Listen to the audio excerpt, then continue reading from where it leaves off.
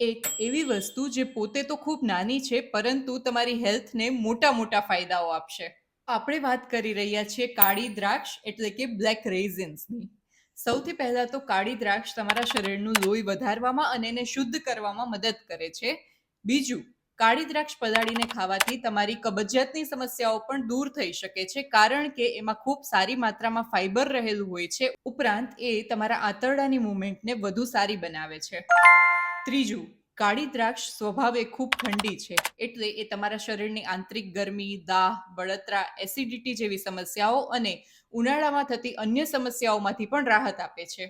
ચોથું, કાળી દ્રાક્ષ એનર્જીનો ખૂબ સારો સોર્સ છે એટલે એવા લોકો જેમને સતત થાક લાગતો હોય એના માટે પણ કાળી દ્રાક્ષ ખૂબ ફાયદાકારક છે. કાળી દ્રાક્ષ ખાવાથી સ્કિન અને વાળને પણ ફાયદો મળે છે કારણ કે એ તમારા બ્લડને પ્યોરિફાય કરે છે, જેના કારણે તમારી સ્કિન ગ્લો કરે છે અને વાળ પણ ઓછા ખરે છે. પરંતુ જો તમે ડાયાબિટીસના પેશન્ટ હો તો કાળી દ્રાક્ષને તમારે મોડરેટ કે ઓછી ક્વોન્ટિટીમાં ખાવી જોઈએ. વધારે પડતી ક્વોન્ટિટી નુકસાન કરી શકે છે.